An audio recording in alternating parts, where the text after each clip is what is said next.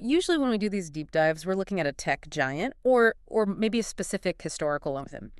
We analyze the strategy, the market, the fallout. Right. But today I feel like we're looking at a ghost story. A ghost story. That's an interesting way to frame a utility company. I mean, looking at the stack of sources you sent over, we have NTSB accident reports, we have bankruptcy court filings, we have these dusty archives from the 1850s. Have a lot. It feels less like we're analyzing a corporation and more like we're reading the biography of a monster. A monster that built the world we live in, sure, but one that keeps consuming the people it's supposed to serve.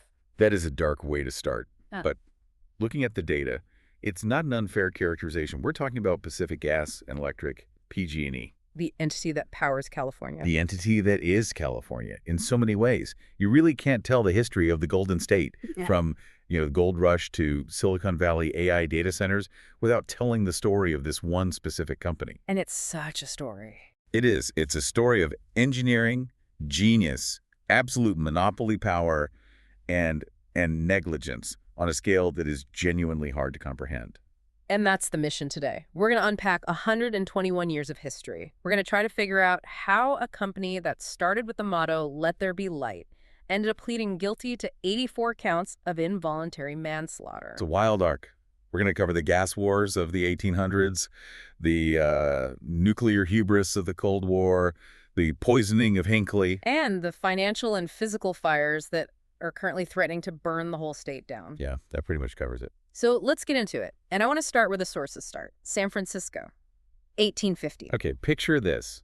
San Francisco in the early 1850s it's not the tech metropolis we know. It's a boomtown in the mud. Just exploded out of nothing because of the gold rush. Exactly. The population just mushroomed, but the infrastructure hadn't caught up at all. The sources describe it as literally dark. Pitch black. You have to remember, this is pre-electricity. There's no moon. You can't see your hand in front of your face. Yeah. And that's not just an inconvenience. It's dangerous. It's incredibly dangerous. Crime is rampant. People are literally falling into holes in the boardwalks and drowning in the mud. And into this darkness come the Donahue brothers. Peter, James, and Michael. These guys are classic industrial pioneers. They ran a foundry, a shipbuilding operation. They were iron men. And they looked at this muddy, dangerous city and saw a massive opportunity. In 1852, James Donahue goes to the city council and says, "I can fix the darkness. I can bring you brilliant gas." Brilliant gas. It sounds like a magic trick. It kind of was. But we should probably explain what that actually means, because it wasn't the natural gas we use today. Right. This is something else entirely. This was coal gasification. They would take coal, bake it in a retort, which is, basically a sealed oven without oxygen, until it released these volatile vapors. And that's what you burn. Almost. Then they have to scrub out the tar and sulfur mostly and pipe that flammable gas through the streets. It sounds incredibly dirty. Oh, it was filthy. It smelled terrible. The byproduct was toxic coal tar. But compared to a whale oil lamp, it was a miracle. It was a miracle. They incorporate on August 31st, 1852, the San Francisco Gas Company. And I love that you flagged their corporate seal in the notes. Fiat Lux. Let there be light. It's very biblical. It feels like they weren't just selling a utility, they were selling civilization itself. They absolutely were. When they turned on the first streetlights on February 11th, 1854, it was a huge event, a gala. Right, a banquet at the Oriental Hotel. People were toasting the conquest of the night. It completely changed the social fabric of the city. Shops could stay open later, you could walk home without getting mugged, or at least you could see the mugger coming. But here's the thing about conquering the night. It's profitable, insanely profitable. And usually when something is that profitable, you get competition. Right, and this brings us to the first major insight from the history of PG&E, the inevitability of monopoly, because they did not have the market to themselves for very long. No. Capitalism hates a vacuum. You had other players enter the scene. The City Gas Company. Right, backed by the Bank of California, which was the biggest financial powerhouse in the West. And suddenly, you had the gas wars. The gas wars of the 1870s. This wasn't just a polite business rivalry. I mean, you had these companies digging up the same streets, laying parallel pipes. That seems incredibly wasteful. It was. Totally inefficient. And it highlights a fundamental economic reality of utilities. It makes no sense to have 3 different gas pipes running to the same house. The capital costs must have been astronomical. Exactly. It's what economists call a natural monopoly. The infrastructure is just too expensive to duplicate. So what happened? Did one of them win? The same thing that always happens in utility history. They stopped fighting, and they merged. In 1873, they combined to form the San Francisco Gas Light Company. So that's the DNA of PG&E right there, consolidation. It's the core of the business model. Yeah. Whenever competition rises, you either buy it or you merge with it. Rinse and repeat. But then a new threat appears on the horizon. And this one isn't another gas company. No, it's the light bulb. 1879. Exactly. And this is a fascinating nugget I found in their commission history. San Francisco actually had the first central generating station for electric customers in the entire United States. Wait, really? Before New York? Hey. I always associate Edison and the Pearl Street station with the beginning of the grid. San Francisco beat them to it technically. It was the California Electric Light Company. They were selling arc lighting, which is this incredibly bright, kind of harsh light to businesses. Yeah, and the gas guys. They were terrified. I can imagine. It's like Blockbuster watching Netflix launch. Precisely. They looked at this wire and realized, if we don't own this, it will bury us. So more mergers. More mergers. The gas companies started buying the electric companies. But, and this is the crucial pivot point in the story, the real power, the real juice, wasn't coming from the city. It was coming from the mountains. Yes. This is where the Pacific part of PG&E really comes in. Up in the Sierra Nevada mountains, you had these guys like John Martin and Eugene DeSabla. These two sound like characters out of a Western movie. They essentially were. They were building hydroelectric plants, but not for cities initially. For the gold mines. Right.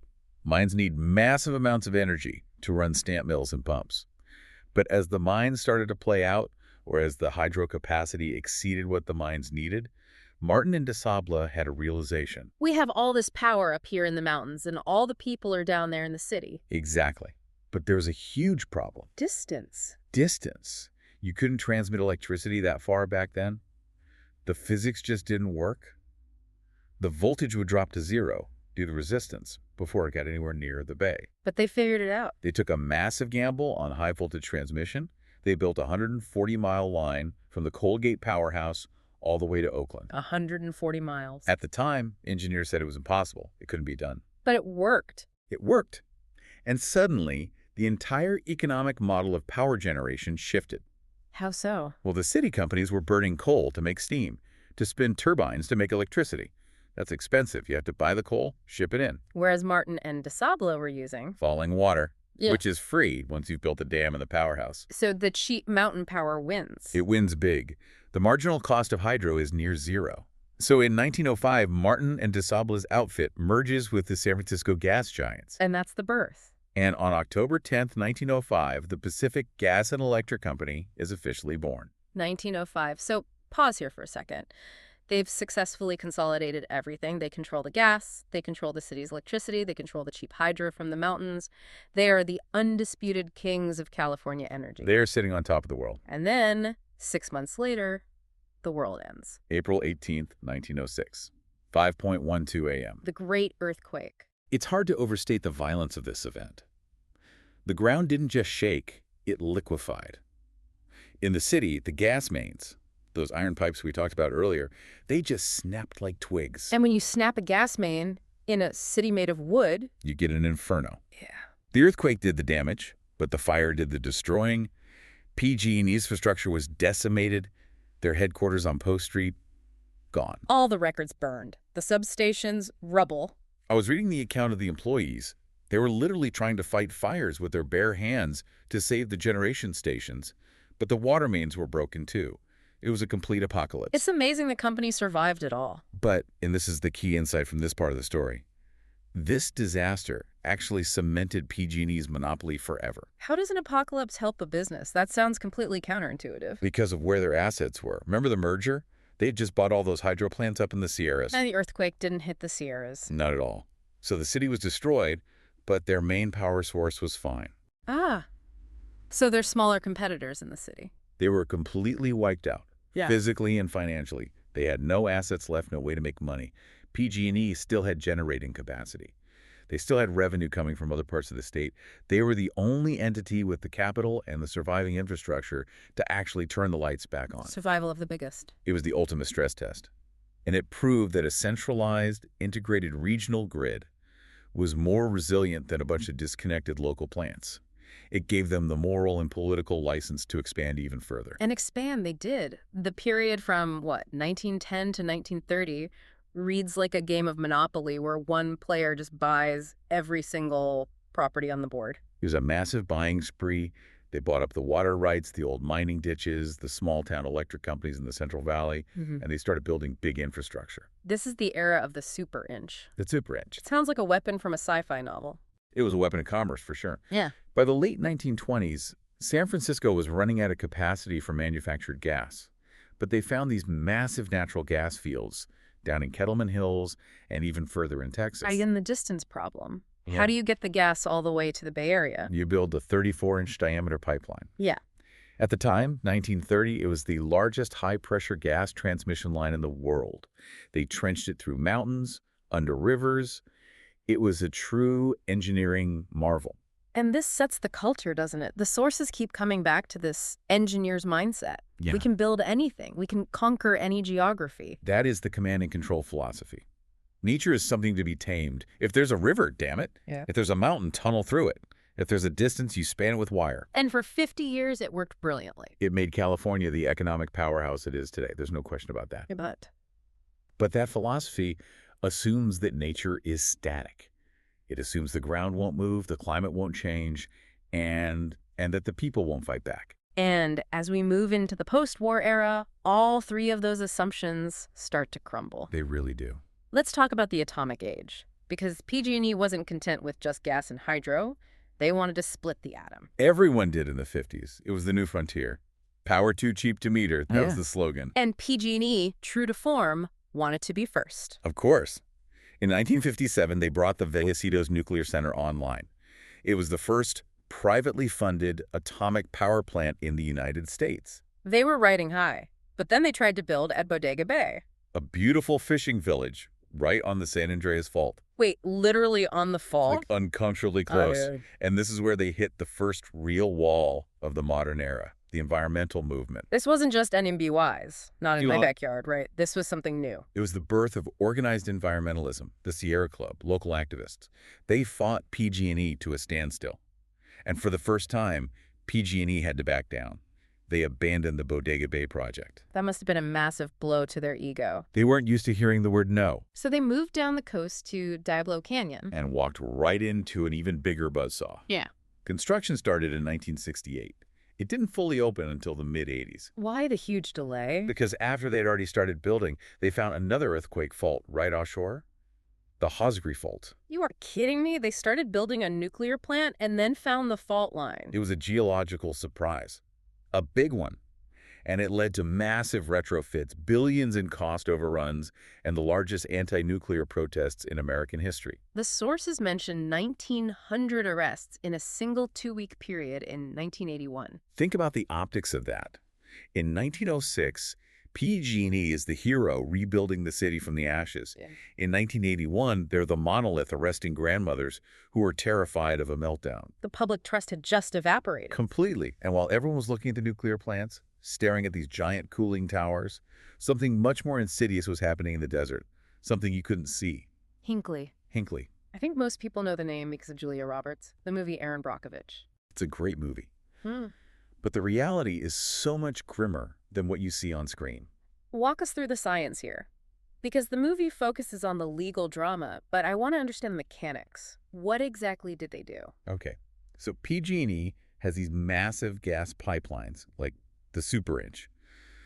To keep the gas moving, you have to compress it at regular intervals. Right, at compressor stations. And compressing gas creates a ton of heat. So they have these huge engines that need to be cooled. Like a radiator in a car. Exactly. And just like a radiator, you use water in cooling towers. But water causes rust, corrosion. So to keep the machinery from corroding, they added a corrosion inhibitor to the water. Hexavalent chromium. Chromium 6. It's incredibly effective at stopping rust. It's also a potent carcinogen.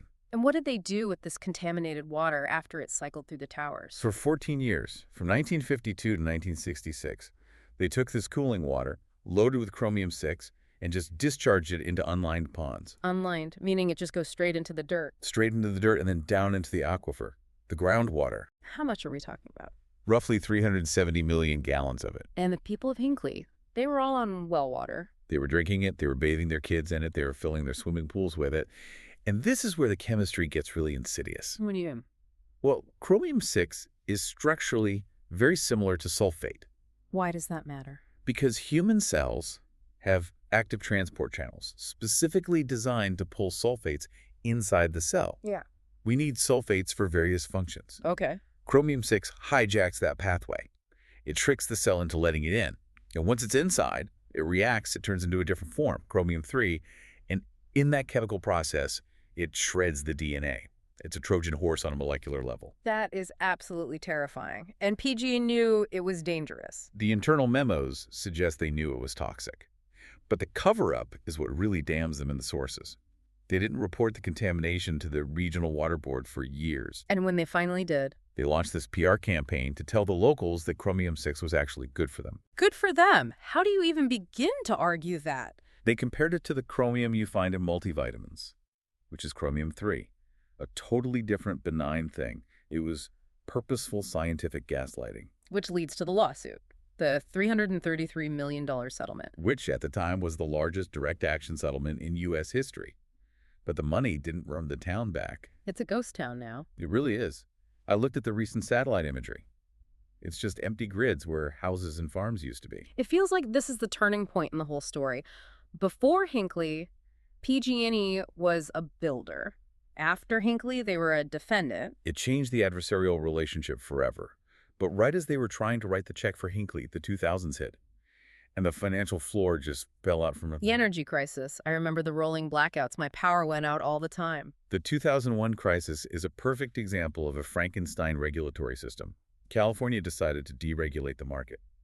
Sort of. Sort of. Seems to be doing a lot of heavy lifting in that sentence. It is.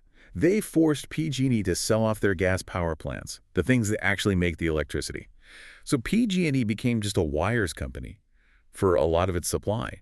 They had to buy power from the open market. Okay, so they buy low, sell high. No, that's the trap.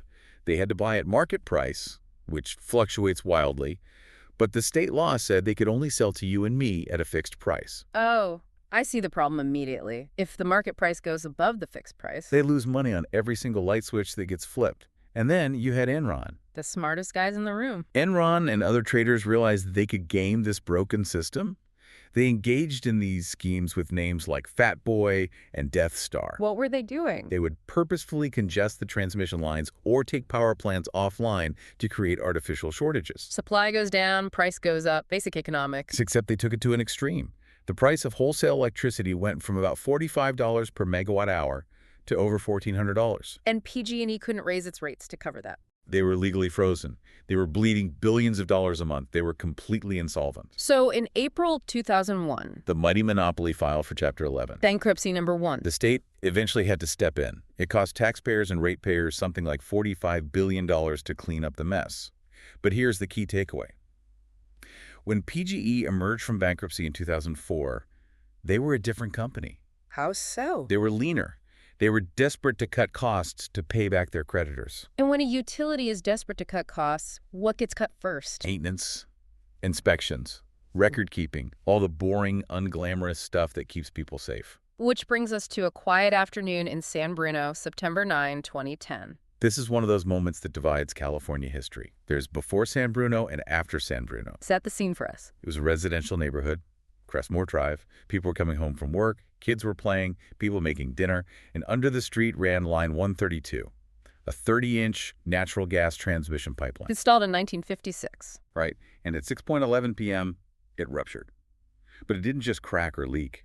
It exploded with such force that it registered as a magnitude 1.1 earthquake. Wow. It launched a 28-foot section of pipe weighing 3,000 pounds into the air. It landed 100 feet away. That is horrific. 3,000 pounds of steel flying through a neighborhood. The crater it left was 72 feet long. 8 people died. 38 homes were completely destroyed. And the fire burned for hours because PG&E couldn't find the manual shut-off valves in their own system. And the investigation. This is where the negligence part of our story really cements itself. It wasn't an accident, was it? The NTSB report is just. Yeah. It's scathing. It found that the section of pipe that failed had defective welds. It didn't even meet the standards of 1956 when it was first put in the ground. So it was a time bomb from day one. Essentially. But the real scandal was the records. PG&E didn't know the pipe was defective. They didn't even know what kind of pipe was in the ground. Their internal database listed that section as seamless pipe, which is very strong and modern. In reality, it was pieces of scrap pipe with a shoddy well down the side. So they were operating a high-pressure line based on a complete fantasy of what was actually underground. Exactly. They had cut funding for inspections. They had prioritized financial performance over a culture of safety. The NTSB chairman called it a dismal history of oversight. And they were charged criminally for this. Yes, they were convicted of multiple felonies and put on criminal probation. A federal judge appointed a monitor to watch their every move. A utility company on probation. That feels significant. It is. But as bad as San Bruno was, it was still a localized disaster. It was one neighborhood. What was coming next was regional. It was statewide. The wildfires. The wildfire era. This is where climate change collides with that aging infrastructure we talked about. All those deferred maintenance decisions. It seems like it started slow and then suddenly happened all at once. It did. 2015, the Butte Fire. A tree hits a power line. 2017, the North Bay fires. 13 separate fires confirmed to be caused by PG&E equipment. But 2018? 2018 changed everything. The campfire? November 8, 2018. The deadliest and most destructive wildfire in California history. It virtually wiped the town of Paradise off the map. 85 people died. 18,000 structures destroyed. And the cause, I remember hearing it was something small. There's a C-hook. Explain that. What is a C-hook? It's a small piece of cast iron hardware on a giant transmission tower. It basically looks like the letter C, and it holds the insulator string that holds the wire. Okay. The specific hook that failed was purchased and installed in, reported, 1921. It was nearly 100 years old. It had been hanging there, swinging in the wind, grinding against the tower arm for 97 years. It just wore through. It broke. The high voltage line fell against the tower. It sparked, and because the vegetation was bone dry from years of drought, Paradise burned. 100-year-old hook. It goes right back to that build it big era. They built it, and then they just left it there. They deferred maintenance. They focused on profits. They missed the wear patterns during inspections. And PG&E admitted guilt. They pleaded guilty to 84 counts of involuntary manslaughter, one for each person who died in the fire where they could identify a cause of death. I just want to pause on that again because it is so shocking. A publicly traded corporation pleaded guilty to killing 84 people. It is completely unprecedented. But financially, the campfire triggered something even bigger than the criminal charges.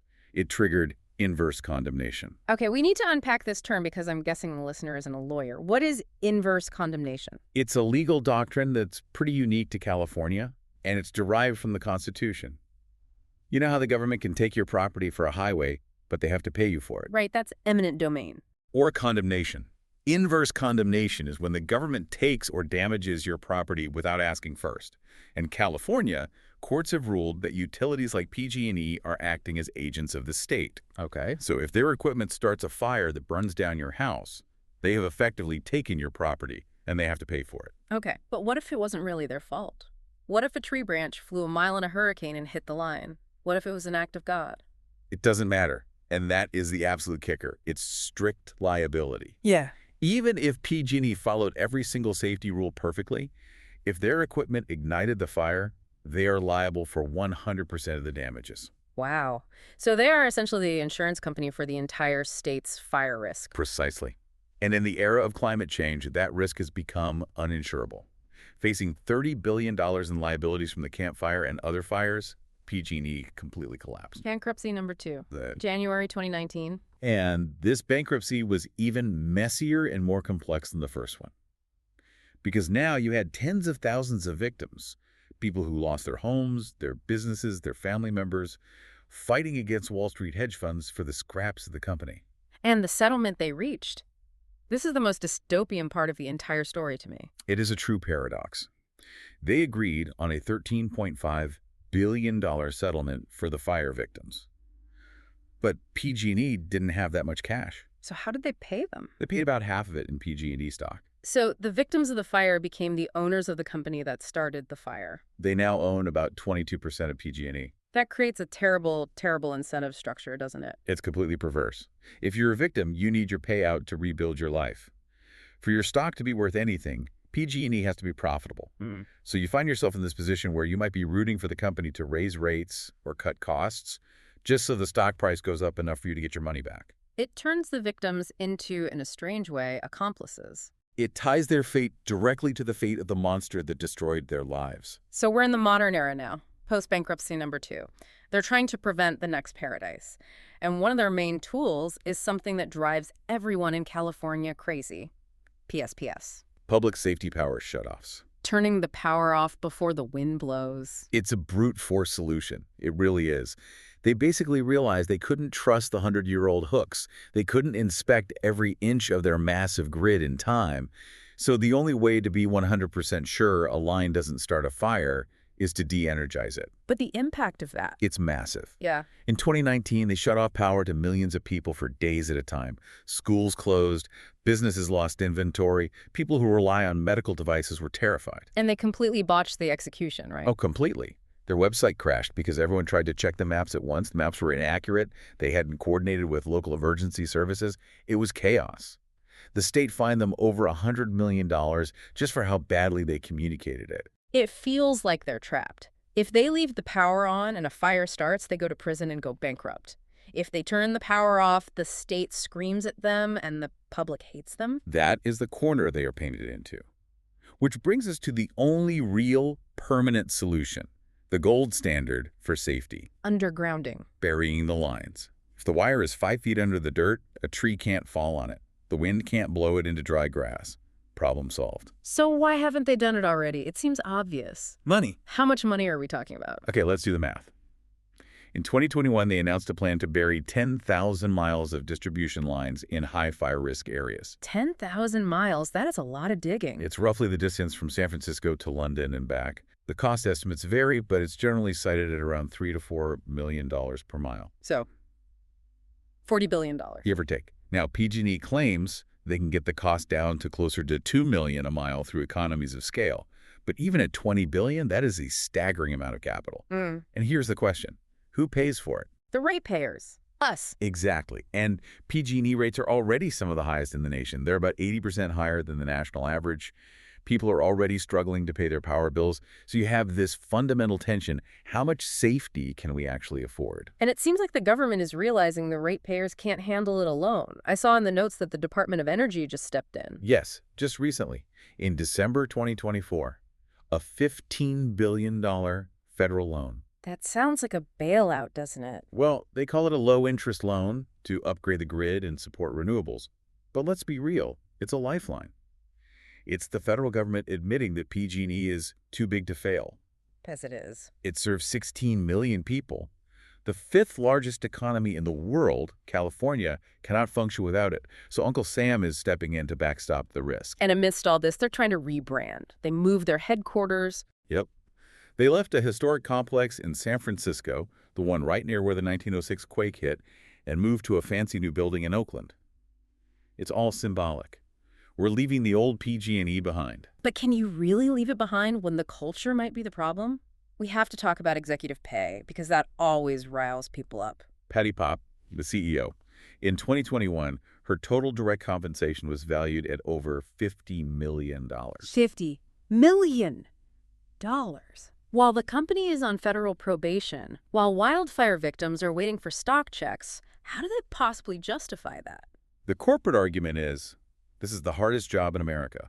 You are running a company that literally kills people if you mess up. You're managing wildfires, bankruptcy, political rage. To get a top-tier executive to even touch this job, you have to pay a massive premium. And the counter-argument? The counter-argument is you're profiting from a state-sanctioned monopoly that pleaded guilty to manslaughter. Public service should not come with a $50 million payday.